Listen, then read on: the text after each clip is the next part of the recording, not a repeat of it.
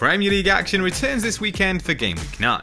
But before we look ahead, let's cast our minds back to before the international break, where a score of 56 points on the wildcard earned a rise up to 1.3 million.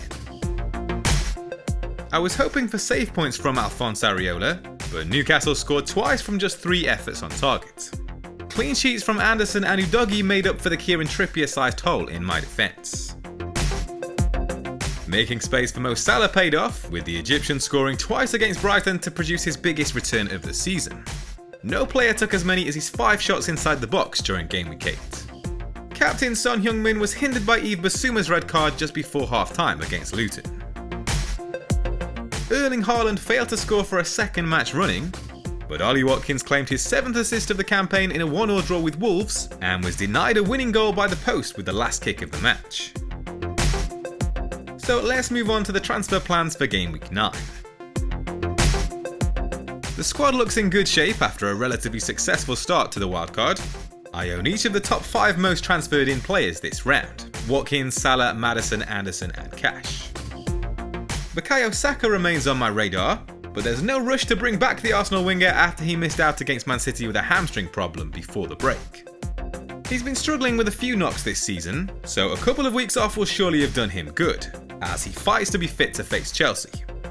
My plan is to assess him this weekend with a view to buying ahead of Gameweek 10, when the Gunners host Sheffield United. And I suspect it will be Son Heung-min who eventually makes way rather than James Maddison, mainly because of the difference in price. But the plan for now is to save the free transfer, and here's how the team is set to line up for Gameweek 9. Matt Turner comes in ahead of Luton's visit to the City ground. The Hatters have netted just 6 goals this season, with only Bournemouth faring worse. Only Man United have scored fewer goals in away matches. Matty Cash and Dan Burn rank joint top among defenders for shots inside the box across the last 4 game weeks, each with 6.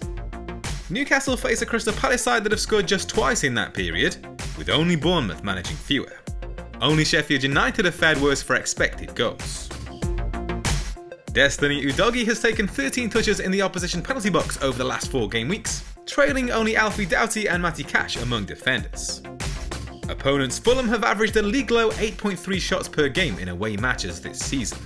Only Man United and the 3 promoted sides have scored fewer goals. A late inclusion on the wildcard, Jared Bowen ranks joint top with Salah for big chances among midfielders this season, each with 7. Only Maddison and Salah have landed more than his 11 shots on target, while only Son Heung-min can improve on his 5 goals.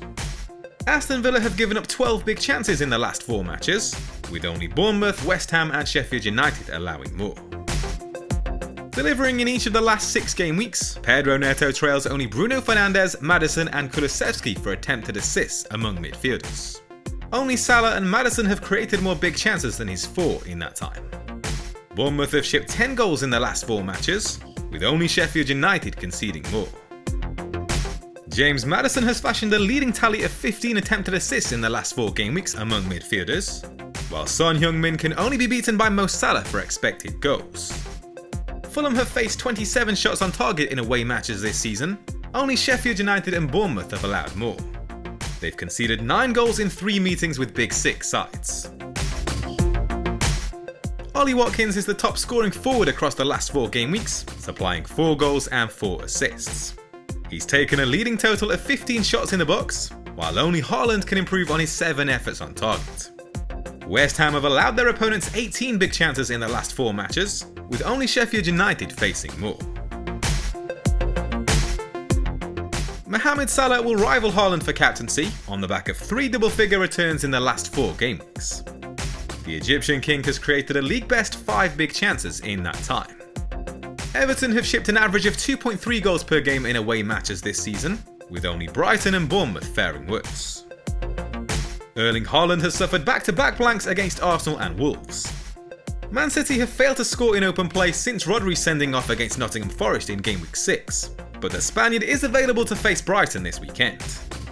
The Seagulls are yet to keep a clean sheet this season, and have conceded 10 goals in the last 4 game weeks, with only Sheffield United allowing more. We know how devastating Haaland can be at the Etihad, so I'm backing him to return to the scoresheet here.